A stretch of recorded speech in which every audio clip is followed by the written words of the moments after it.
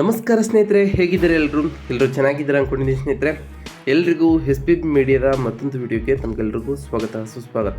ಸ್ನೇಹಿತರೆ, 2025 ಈ ವರ್ಷದಲ್ಲಿ ಕಟಕ ರಾಶಿಯವರ ಭವಿಷ್ಯ ಹೇಗಿರಲಿದೆ, ಈ ಮೇ ತಿಂಗಳಿಂದ ನಿಮ್ಮ ಜೀವನದಲ್ಲಿ ಏನೆಲ್ಲ ಬದಲಾವಣೆ ಆಗಲಿದೆ, ಶನಿ ಮತ್ತು ಗುರು ಪ್ರಭಾವದಿಂದಾಗಿ ನಿಮ್ಮ ರಾಶಿಯವರ ಮೇಲೆ ಯಾವುದರಲ್ಲಿ ಶುಭವಾಗಲಿದೆ, ಯಾವುದರಲ್ಲಿ ಬಹಳ ಎಚ್ಚರಿಕೆಯನ್ನು ವಹಿಸಬೇಕು, ಉದ್ಯೋಗ, ಕುಟುಂಬ, ಆರೋಗ್ಯ, ಹಣಕಾಸು ಮತ್ತು ಶಿಕ್ಷಣದ ವಿಚಾರಕ್ಕೆ ಸಂಬಂಧಪಟ್ಟಂತೆ ಏನೆಲ್ಲ ಬದಲಾವಣೆಯಾಗಲಿದೆ, ಯಾವುದರಲ್ಲಿ ಅದೃಷ್ಟ ಇರಲಿದೆ, ಹಾಗೆ ಸಮಸ್ಯೆಗಳಿಗೆ ಪರಿಹಾರವನ್ನು ಕೂಡ ತಿಳಿಸ್ಕೊಡ್ತಾ ಹೋಗ್ತೀವಿ ಸ್ನೇಹಿತರೆ. ಅದರಿಂದ ವಿಡಿಯೋನ ಸ್ಕಿಪ್ ಮಾಡದೆ ಇಲ್ಲಿಂದ ಕೊನೆ ತನಕ ನೋಡ್ತಾ ಹೋಗಿ.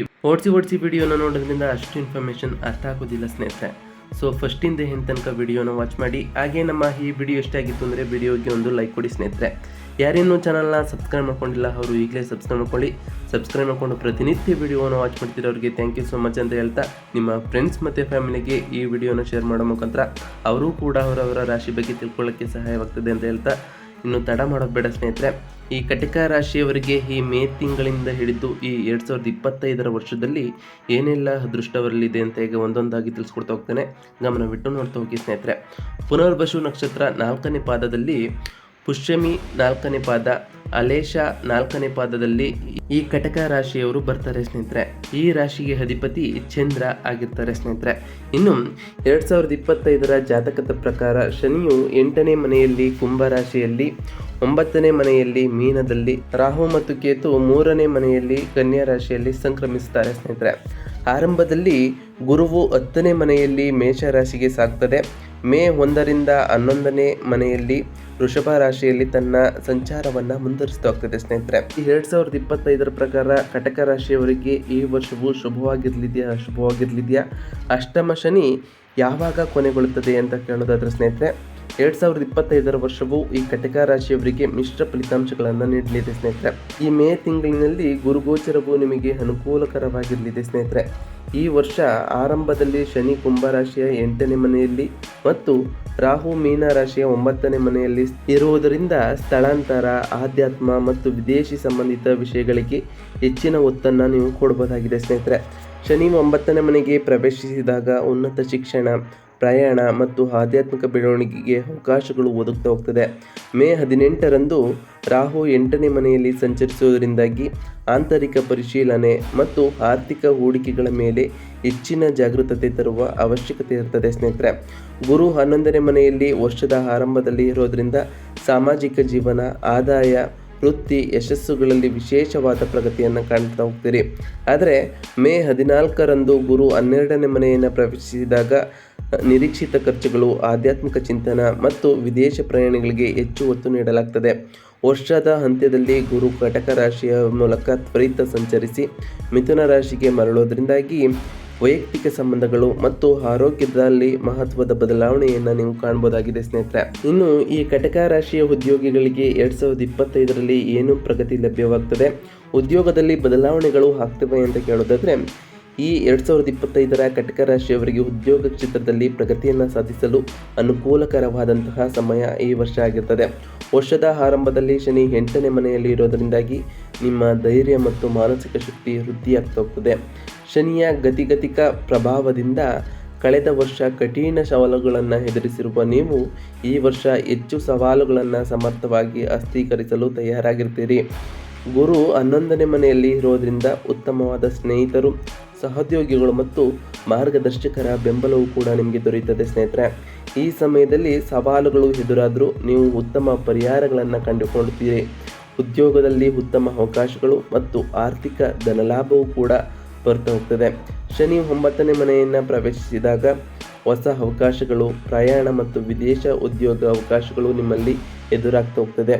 ಉನ್ನತ ಶಿಕ್ಷಣಕ್ಕಾಗಿ ಅಥವಾ ವೃತ್ತಿ ಸಂಬಂಧಿಸಿದಂತಹ ತರಬೇತಿಗಾಗಿ ಪ್ರಯತ್ನ ಪಡುತ್ತಿರೋರಿಗೆ ಇದು ಅನುಕೂಲಕರವಾದಂತಹ ಸಮಯವಾಗಿರ್ತದೆ. ಇತರ ದೇಶಗಳಿಗೆ ಅಥವಾ ದೂರ ಪ್ರದೇಶಗಳಿಗೆ ಸ್ಥಳಾಂತರ ಸಾಧ್ಯತೆ ಹೆಚ್ಚಿರ್ತದೆ. ವೃತ್ತಿ ಜೀವನದಲ್ಲಿ ಶ್ರಮದ ಫಲಿತಾಂಶ ನೀವು ಸಾಧಿಸ್ತೀರಿ. ಆದರೆ ವಿಳಂಬದ ಶೈಲಿಯಿಂದ ಅಥವಾ ಅಲ್ಪ ಪ್ರಮಾಣದ ತೊಂದರೆಗಳಿಂದ ನಿಮಗೆ ಚಿಂತೆಗಳಾಗ್ಬೋದು. ಶ್ರಮ, ನೈಜ ನಿಷ್ಠೆ ಹಾಗೆ ಸಮಯ ಪರಿಪಾಲನೆ ಪ್ರಾರಂಭಿಸಿದರೆ ನೀವು ಉತ್ತಮವಾದ ಯಶಸ್ಸನ್ನು ಕಾಣ್ತಾ ಹೋಗ್ತೀರಿ. ಮೇ 14ರಂದು ಗುರು 12ನೇ ಮನೆಯನ್ನು ಪ್ರವೇಶಿಸಿದ್ದಾರೆ. ಕೆಲವೊಂದು ಆಂತರಿಕ ಸವಾಲುಗಳು ನಿಮಗೆ ಎದುರಾಗ್ಬೋದು. ಕೆಲಸದಲ್ಲಿ ಪ್ರತಿಸ್ಪರ್ಧಿಗಳೊಂದಿಗೆ ಹೊಸ ಸಮಸ್ಯೆಗಳು ಉಂಟಾಗುವಂತಹ ಸಾಧ್ಯತೆ ಇದೆ. ನಿಮ್ಮ ಕಾರ್ಯಕ್ಷಮತೆಯನ್ನು ತೋರಿಸಲು ಇದು ಸೂಕ್ತವಾದಂತಹ ಸಮಯವಾಗಿರ್ತದೆ ಸ್ನೇಹಿತರೆ. ಆದರೆ ಎಲ್ಲ ಕೆಲಸಗಳಿಗೂ ಪೂರ್ವ ಯೋಜನೆ ಅಗತ್ಯವಿರ್ತದೆ.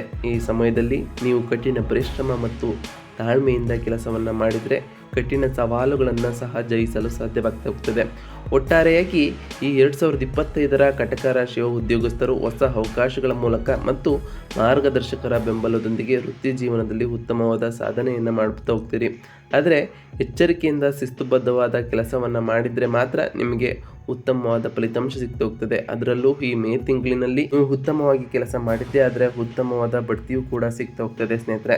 ಇನ್ನು ಆರ್ಥಿಕವಾಗಿ ಈ ಕಟಕ ರಾಶಿಯವರಿಗೆ 2025 ವರ್ಷ ಹೇಗಿರ್ತದೆ, ಸಾಲಗಳು ನಿವಾರಣೆಗಳಾಗ್ತದೆ ಅಂತ ಕೇಳೋದಾದರೆ, ಕಟಕ ರಾಶಿಯವರ ಆರ್ಥಿಕ ಸ್ಥಿತಿ ಸಾಮಾನ್ಯವಾಗಿ ಈ ವರ್ಷ ಸದೃಢವಾಗಿರ್ತದೆ. ವರ್ಷ ಆರಂಭದಲ್ಲಿ ಗುರು 11ನೇ ಮನೆಯಲ್ಲಿ ಇರೋದ್ರಿಂದಾಗಿ ನಿಮಗೆ ಸ್ಥಿರ ಆದಾಯ, ಸಂಚಿತ ಹಣ ಮತ್ತು ಬುದ್ಧಿವಂತ ಹೂಡಿಕೆಗಳು ದೊರೆತು ಹೋಗ್ತದೆ. ಹಣಕಾಸು ಸ್ಥಿತಿಯನ್ನು ಸುಧಾರಿಸಲು ಮತ್ತು ಹಣವನ್ನು ಸಂಗ್ರಹಿಸಲು ಇದು ಉತ್ತಮವಾದಂತಹ ಸಮಯವಾಗಿರ್ತದೆ. ನಿಮ್ಮ ಕುಟುಂಬ ಸದಸ್ಯರು, ವಿಶೇಷವಾಗಿ ಸೋದರ ಸಹೋದರರು ಹಾಗೆ ಜೀವನ ಸಂಗಾತಿ ನಿಮ್ಮ ಆರ್ಥಿಕ ಸ್ಥಿರತೆಯನ್ನು ಬಲಪಡಿಸಲು ಸಹಕಾರವನ್ನು ನೀಡ್ತಾ ಹೋಗ್ತಾರೆ. ಆಸ್ತಿಗಳಾದ ಭೂಮಿ ಅಥವಾ ಮನೆ ಖರೀದಿಸಲು ಯೋಜನೆ ರೂಪಿಸುವವರು ಈ ಸಮಯವನ್ನು ಬಳಸಿಕೊಳ್ಬೋದು. ಗುರುವಿನ ಪ್ರಭಾವದಿಂದ ನೀವು ಬುದ್ಧಿವಂತ ಖರ್ಚು ಮತ್ತು ಸಂಚಿತದ ಪಥದಲ್ಲಿ ಸಾಕ್ತಾ ಹೋಗ್ತೀರಿ. ಮೇ 14ರಂದು ಗುರು 12ನೇ ಮನೆಯಲ್ಲಿ ಪ್ರವೇಶಿಸಿದಾಗ ಹಣಕಾಸು ವ್ಯವಹಾರಗಳಲ್ಲಿ ಎಚ್ಚರಿಕೆಯಿಂದ ನಡೆಯುವುದು ಅಗತ್ಯವಿರುತ್ತದೆ. ನಿರೀಕ್ಷಿತ ವೆಚ್ಚಗಳು ಹಾಗೂ ಹೂಡಿಕೆಗಳಿಂದ ಲಾಭಗಳು ವಿಳಂಬ ಆಗುವಂತಹ ಸಂಭವವಿದೆ. ದೊಡ್ಡ ಪ್ರಮಾಣದ ಹೂಡಿಕೆ ಅಥವಾ ಹೆಚ್ಚಿನ ರಿಸ್ಕ್ ಇರುವ ಯೋಜನೆಗಳನ್ನು ಪ್ರಾರಂಭಿಸುವುದು ಸೂಕ್ತವಾಗಿರುತ್ತದೆ. ಹಾಗೆಯೇ ಮೇ 18ರಂದು ರಾಹು 8ನೇ ಮನೆಗೆ ಪ್ರವೇಶಿಸುವುದರಿಂದಾಗಿ ಆರ್ಥಿಕ ಸ್ಥಿತಿಯಲ್ಲಿ ಚಿಂತೆ ಹಾಗೂ ಅಸ್ಥಿರತೆ ಉಂಟಾಗ್ಬೋದು ಸ್ನೇಹಿತರೆ. ಈ ಟೈಮ್ನಲ್ಲಿ ನೀವು ಹೂಡಿಕೆ ಅಥವಾ ಹಣಕಾಸು ನಿರ್ಧಾರಗಳನ್ನು ತಜ್ಞರ ಸಲಹೆಯಿಂದ ಮಾತ್ರ ಕೈಗೊಳ್ಳಬೇಕು. ಆದಾಯ ಮತ್ತು ವೆಚ್ಚದ ನಡುವಿನ ಸಮತೋಲನವನ್ನು ಕಾಪಾಡಿಕೊಂಡಿದ್ದೇ ಆದರೆ ನೀವು ಆರ್ಥಿಕ ಸವಾಲನ್ನು ಸುಗಮವಾಗಿ ಎದುರಿಸಲು ಸಾಧ್ಯವಾಗ್ತಾ ಹೋಗ್ತದೆ. ಮೇ ನಂತರ ನೀವು ಆರ್ಥಿಕ ವಿಷಯಗಳಿಗೆ ಹೆಚ್ಚು ಎಚ್ಚರಿಕೆ ಅಗತ್ಯವಿದೆ. ಅತಿಯಾದ ಆಸೆ ಅಥವಾ ನಿಷ್ಕಾಳಜಿತನದಿಂದಾಗಿ ನೀವು ಹಾನಿ ಅನುಭವಿಸುವಂತಹ ಸಂಭವವಿದೆ. ಆದರೆ ತಾಳ್ಮೆಯಿಂದ ಯೋಗ್ಯ ಯೋಜನೆಗಳ ಮೂಲಕ ಹಣಕಾಸು ನಿರ್ವಹಣೆ ಮಾಡ್ತಾ ಹೋದರೆ ನಿಮಗೆ ಯಶಸ್ಸು ಕಟ್ಟಿಟ್ಟ ಬುತ್ತಿ ಅಂತ ಹೇಳ್ತೀವಿ ಸ್ನೇಹಿತರೆ. ಇನ್ನು ಕುಟುಂಬ ಜೀವನದಲ್ಲಿ ಈ ಕಟಕ ರಾಶಿಯವರಿಗೆ ಸಂತೋಷಕರವೇ? ಗುರುಬಲವು ಕಡಿಮೆಯಾಗಿದ್ದರೂ ಹೇಗಿರ್ತದೆ ಅಂತ ಕೇಳೋದಾದರೆ, 2025ರ ಈ ವರ್ಷದ ಕಟಕ ರಾಶಿಯವರಿಗೆ ಕುಟುಂಬ ಜೀವನವು ವರ್ಷದ ಆರಂಭದಲ್ಲಿ ಶಾಂತಿಯುತ ಮತ್ತು ಹರ್ಷದಾಯಕವಾಗಿರ್ತದೆ. ಗುರು 11ನೇ ಮನೆಯಲ್ಲಿ ಇರೋದ್ರಿಂದಾಗಿ ಕುಟುಂಬ ಸದಸ್ಯರ ನಡುವೆ ಸಾಮರಸ್ಯ, ಪರಸ್ಪರ ಒಡನಾಟ ಹಾಗೆ ಭಾವನಾತ್ಮಕ ಬೆಂಬಲವು ಕೂಡ ನಿಮ್ಮಲ್ಲಿ ಹೆಚ್ಚಾಗ್ತಾ ಹೋಗ್ತದೆ. ಸೋದರ ಸೋದರಿಯರು ಹಾಗೆ ಬಂಧುಗಳ ಸಹಕಾರವು ನಿಮಗೆ ಮಾರ್ಗದರ್ಶಕವಾಗಿರ್ತದೆ. ಈ ಸಮಯದಲ್ಲಿ ನೀವು ಕುಟುಂಬದೊಂದಿಗೆ ಒಳ್ಳೆಯ ಸಂಬಂಧಗಳನ್ನು ಬೆಳೆಸುತ್ತೀರಿ ಮತ್ತು ಸಾಮಾಜಿಕ ಸಮಾರಂಭಗಳಲ್ಲಿ ಶ್ರದ್ಧೆಯಿಂದ ಭಾಗವಹಿಸ್ತೀರಿ ಸ್ನೇಹಿತರೆ. ಆದರೆ ಮೇ 14ರಂದು ಗುರು 12ನೇ ಮನೆಯನ್ನು ಪ್ರವೇಶಿಸಿದಾಗ ಕೆಲವು ಚಿಕ್ಕ ಗೊಂದಲಗಳು ಅಥವಾ ಮನಸ್ತಾಪಗಳು ಉಂಟಾಗುವಂತಹ ಸಾಧ್ಯತೆ ಇದೆ.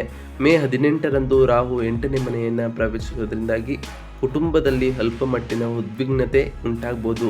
ಈ ಟೈಮ್ನಲ್ಲಿ ನೀವು ತಾಳ್ಮೆಯಿಂದ ಸ್ಪಷ್ಟ ಸಂವಹನದ ಮೂಲಕ ಸಮಸ್ಯೆಗಳನ್ನು ಪರಿಹರಿಸಲು ಪ್ರಯತ್ನಿಸಬೇಕು. ಯಾವುದೇ ತಾತ್ಕಾಲಿಕ ಕಠಿಣ ಸಂದರ್ಭಗಳು ಕಂಡುಬಂದರೂ ಅವುಗಳ ವಿರುದ್ಧ ಸಮರಿಸಿಕೊಳ್ಳಲು ಪ್ರೀತಿ ಮತ್ತು ಸಮನ್ವಯದ ದಾರಿಯನ್ನು ಅನುಸರಿಸುವುದು ಮುಖ್ಯವಾಗಿರ್ತದೆ ಸ್ನೇಹಿತರೆ.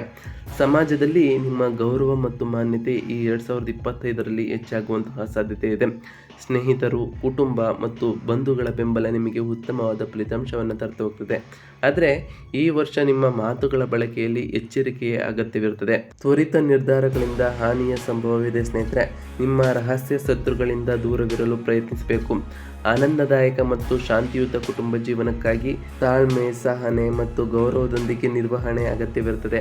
ಒಟ್ಟಾರೆಯಾಗಿ ಈ ಕಟಕ ರಾಶಿಯವರಿಗೆ 2025ರಲ್ಲಿ ಕುಟುಂಬ ಸಂಬಂಧಗಳು ಮತ್ತು ಆರ್ಥಿಕ ಸ್ಥಿತಿಯನ್ನು ಸುಧಾರಿಸಲು ಸಮರ್ಥವಾಗಬಹುದು. ನಿಮ್ಮ ಮಾತುಗಳ ಬಳಕೆ ಮತ್ತು ನಿರ್ಧಾರಗಳನ್ನು ಎಚ್ಚರಿಕೆಯಿಂದ ವಹಿಸಿದರೆ ಈ ಸವಾಲುಗಳಿಗೂ ನಿರ್ವಹಣೆ ಸುಲಭ ಮಾರ್ಗದಲ್ಲಿ ದೊರೆಯುತ್ತಾ ಹೋಗ್ತದೆ ಸ್ನೇಹಿತರೆ.